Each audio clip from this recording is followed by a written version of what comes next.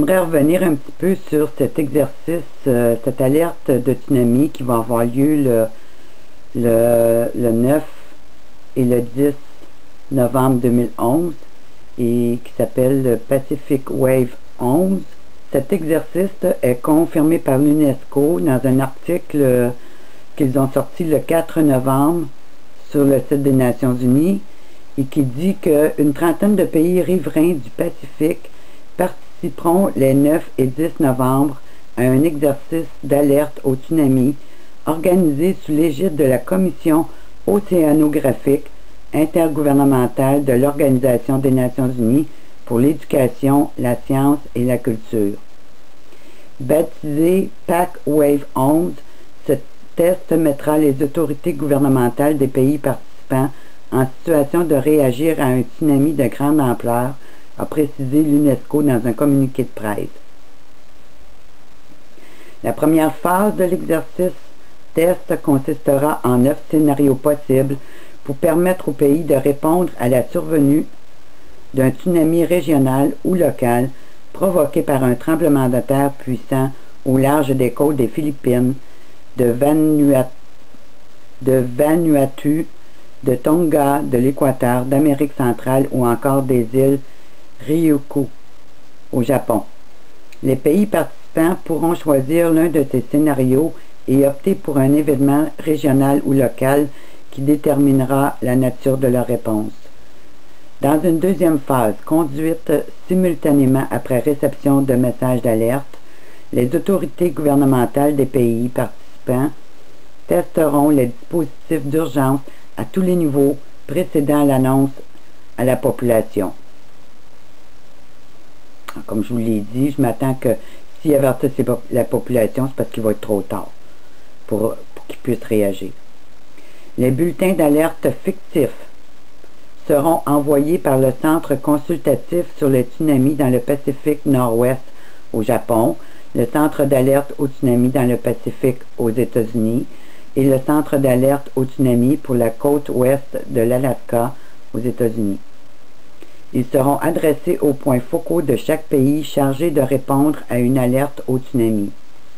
L'objectif de ce test est d'améliorer la capacité de réaction de chaque pays et de renforcer la coordination régionale en cas de survenue d'un tsunami. La Commission océanographique intergouvernementale de l'UNESCO a mis en place un groupe international de coordination du système d'alarme au tsunami dans le Pacifique en 1965, blablabla. On dit la plupart des tsunamis se produisent dans l'océan Pacifique et ses mers bordéaires. Au cours des 3 années écoulées, 3 tsunamis se sont produits à Samoa en 2009, au Chili en 2010 et au Japon en 2011. Alors, je vous mettrai le lien sous la vidéo. Alors ici, il n'est pas juste question du vaste tsunami qui peut toucher la côte de l'Atlantique, mais qui peut aussi toucher les côtes du Pacifique. Puis on nous fait passer ça sous un exercice en préparation d'une catastrophe qui pourrait arriver. Alors c'est là qu'on peut voir tout le niveau global. Le méga tsunami qui doit arriver, les Illuminati nous le montrent de différentes manières. Vous avez premièrement la carte des Illuminati qui nous montre un méga tsunami qui doit venir sur la Terre. On a aussi dans le film Immortel qui doit sortir le 11 novembre 2011 qui nous le montre. On va regarder la bande-annonce officielle justement de ce film, Les Immortels. Puis vous allez voir, dans la bande-annonce, on nous le montre qu'il y a un tsunami qui vient sur la planète. Et puis ensuite, je vous montrerai de quelle manière Dieu a montré à Jonathan ce méga tsunami qui vient sur les États-Unis. Vous allez voir encore une fois que les Illuminati, ceux qui sont en charge de cette planète avec les démons, savent très bien ce qui se passe et ce qui s'en vient. Alors vous allez voir dans cette bande-annonce que les anges déchus qui reviennent ont déclaré la guerre à l'humanité tout entière.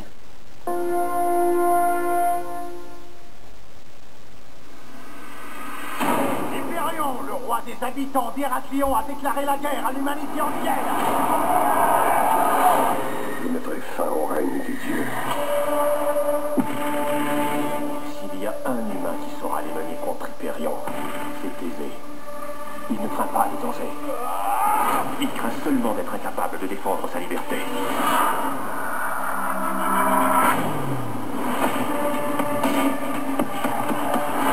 Alors, ça va être un chaos total, comme vous pouvez le voir. Dieu m'a donné une vision. Je ne peux changer le futur. Ah oui. Barricadez les portails et préparez-vous à la guerre. Je vais désenchaîner les titans. Les titans, ce sont les démons, ce sont les anges déchus, les Néphilim qui reviennent sur Terre. Regardez la grandeur de ces géants. Où est mon roi? Voyez-vous l'ange déchu qui arrive comme dans une flamme.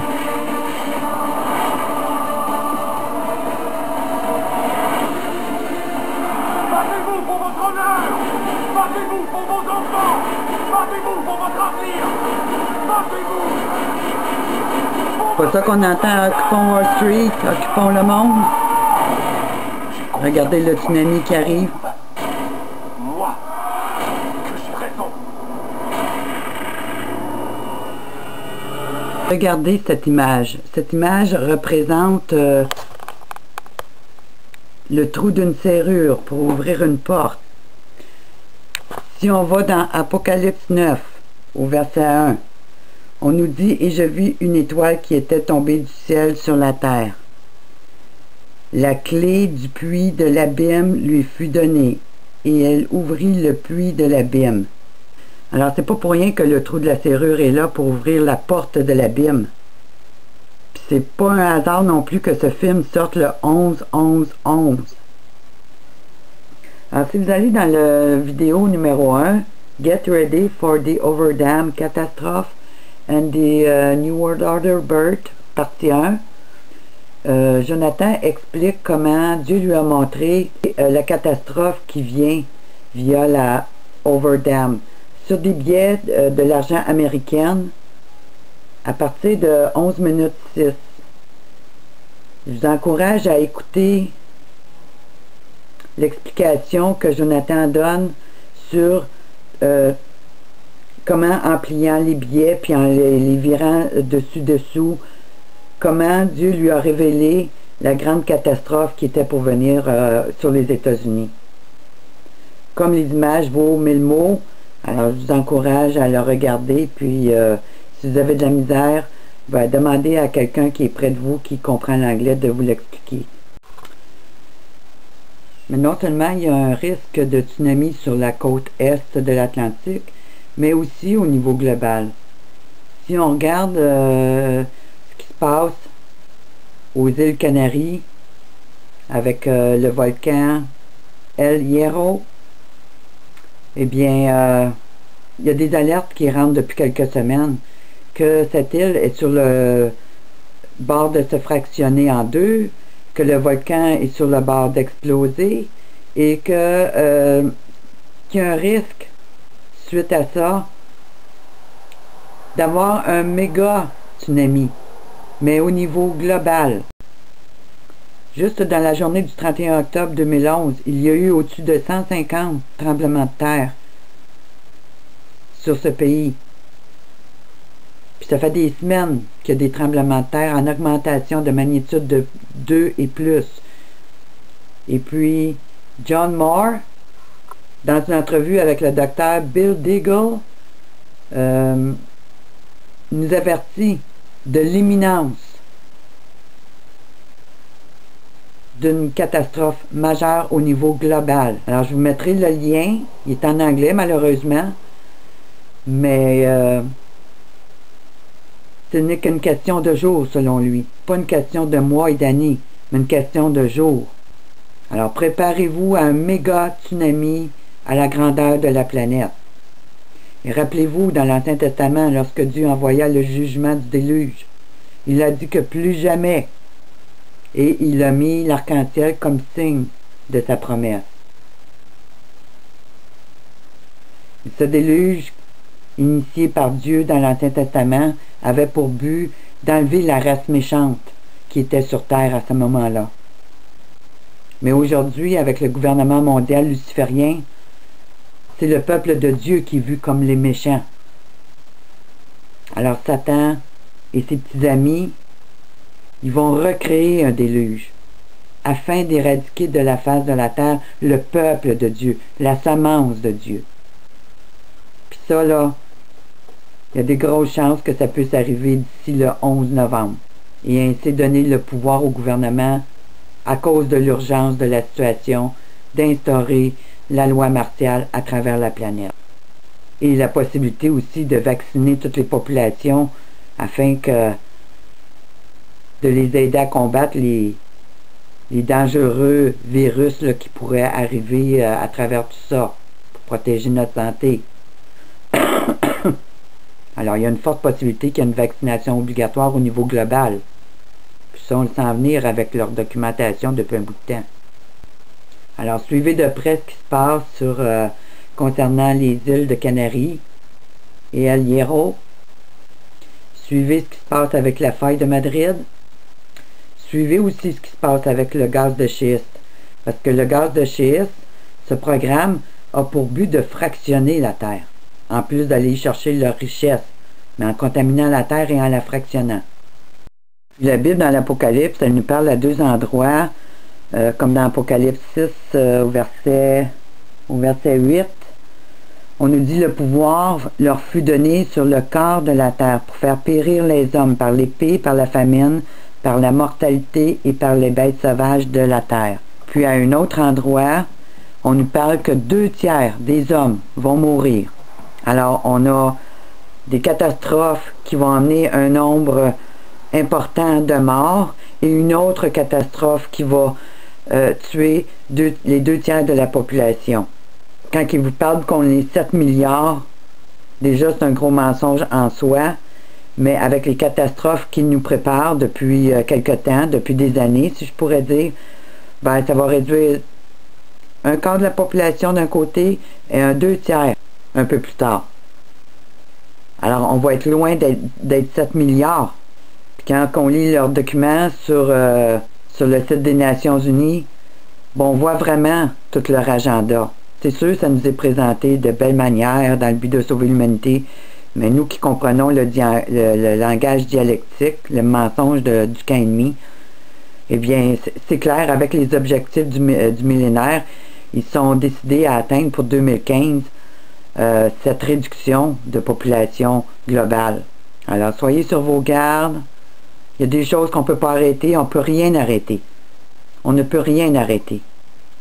Tout ce qu'on peut faire, c'est d'être sous la protection du Seigneur, de se préparer au mieux, puis le reste, ben, c'est entre les mains du Seigneur. Mais n'oubliez jamais que le but principal de Satan, c'est votre âme. C'est la seule raison pour laquelle il lance cette grande offensive au niveau planétaire. Il veut votre âme pour l'entraîner avec lui en enfer, parce qu'il sait, lui, que c'est là qu'il retourne dans quelque temps. Un autre événement catastrophique qui risque d'arriver très bientôt, en tout cas il y a une grosse possibilité, c'est concernant la comète YU55. On nous dit qu'il y a une grande possibilité qu'elle touche la Terre vers le 8 novembre prochain. Alors comme beaucoup d'autres, je suis la situation de très près, mais encore là, c'est quelque chose qu'on ne peut pas arrêter. Alors, on est devant des catastrophes majeures là, de grande ampleur. Puis ça, c'en est une autre parmi tant d'autres. Aujourd'hui, il y a une nouvelle qui est sortie d'un journaliste à la télévision. Là, je ne vois pas là, sur la vidéo de quelle station ça vient, mais il nous parle de la comète YU55. Et il nous dit dans la vidéo en anglais, c'est toujours bon de mettre ses affaires en ordre. Alors, qu'est-ce qu'il veut dire par là? Est-ce qu'il veut dire préparez-vous à mourir ou quoi? Semble croire que c'est le langage de ce journaliste. Pendant aussi que les musulmans sont sur le mont Ararat, qui est un moment fort du Hajj, Puis ça, c'est aussi pendant que tout le monde est concentré sur le G20 qui vient de se terminer. Puis tous ces festivals païens mis en place par Billy Graham pour le mouvement évangélique. Et puis tous nos groupes rockstars qui sont occupés à faire des grandes prestations un peu partout dans le monde. Eh bien, la majorité des gens ne voient pas ce qui s'en vient. Ils sont aveuglés. Puis le Seigneur nous avertit. Quand les hommes diront paix et sécurité, alors une ruine viendra. Ça fait déjà un petit bout de temps que je vous parle que la ruine est à la porte. Mais maintenant, elle est là, juste devant nous. C'est une question de jour, c'est une question d'heure dans cet espace-temps. Jésus nous avertit que ces temps viendraient. Également, semble se pointer à l'horizon, dans un avenir approché, une guerre nucléaire. Alors, les pays impliqués sont les États-Unis, le Royaume-Uni, Israël, l'Iran. Alors, ça aussi, c'est un autre plan de cette élite mondiale pour amener cette grande destruction sur la planète Terre et tuer des milliers d'humains. Si vous vous demandez encore pourquoi le président Obama, alors que l'on sait que c'est un luciférien premièrement, et qu'il professe la foi musulmane, tout en tentant de faire croire aux chrétiens évangéliques qu'il est un chrétien, ben, il y a une ruse en arrière de tout ça, parce qu'on sait très bien que le président Obama puis le président Netanyahou marchent main dans la main. Et quand ça va se produire, moi, ce que je vois pour le futur, c'est que cette situation va servir aussi à attaquer l'Ouest, ce qui veut dire l'Amérique. Et le djihad, le puissant djihad, cette armée guerrière qui n'attend que ce moment, va se lever et attaquer l'Amérique de plein front. Puis quand je dis l'Amérique, ça comprend le Canada et le Mexique. Israël va être accusé avec les États-Unis d'avoir provoqué cette grande catastrophe et va lancer par le fait même ce grand calife mondial qu'on voit poindre depuis un bout de temps avec ce printemps arabe. Mais là, ça va être la grande offensive. Puis c'est comme ça qu'on va lancer la grande persécution contre le peuple de Dieu. Et ça va servir pour faire accuser Israël. C'est pas qu'il est blanc comme neige, parce qu'on sait très bien que le gouvernement et le premier ministre Netanyahou, ils marchent main dans la main avec ce nouvel ordre mondial-là. Alors ils travaillent pour amener la ruine en Israël. Mais le peuple israélien, lui, ne voit pas dans la grande majorité. Il est aveuglé comme les autres nations. Il y a seulement un reste qui voit clair. Et cette guerre nucléaire, je la vois comme étant à la porte aussi. Si on regarde ce qui s'est passé le 31 octobre à l'UNESCO, où la Palestine a intégré l'UNESCO, et on nous dit que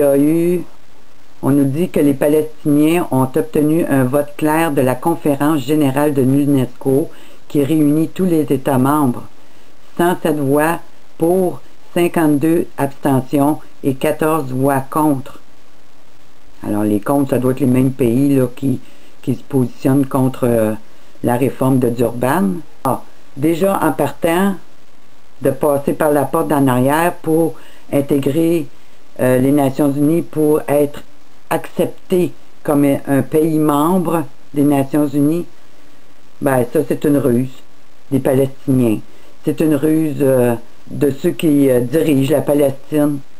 On dit que c'est vraiment un moment historique qui rend à la Palestine certain de ses droits. Elle n'a aucun droit, la Palestine. Écoutez mes autres vidéos, vous allez voir que ils n'en ont pas de droit là. Ce sont des réfugiés, les Palestiniens, qui ont été amenés là pour semer la zizanie pour préparer le chaos final. Puis on nous dit que le président palestinien Mahmoud Abbas avait solennellement demandé le 23 septembre à l'ONU de reconnaître l'État palestinien. On nous dit que cette demande doit être examinée le 11 novembre. 11, mes amis. Par le Conseil de sécurité où elle pourrait être frappée d'un veto américain. Est-ce que ça va provoquer la colère des musulmans, des radicaux musulmans? si le président américain frappe d'un veto la demande de la Palestine pour devenir officiellement un État membre des Nations Unies, ou si le Conseil de sécurité va donner son aval, que le président ne fera rien, puis que le 11 novembre, on déclarerait la Palestine comme étant maintenant un pays membre des Nations Unies, puis qu'on pourrait lancer à partir de là une offensive contre Israël pour détruire Israël, puis maintenant, pour que maintenant on puisse dire cette terre appartient à la Palestine.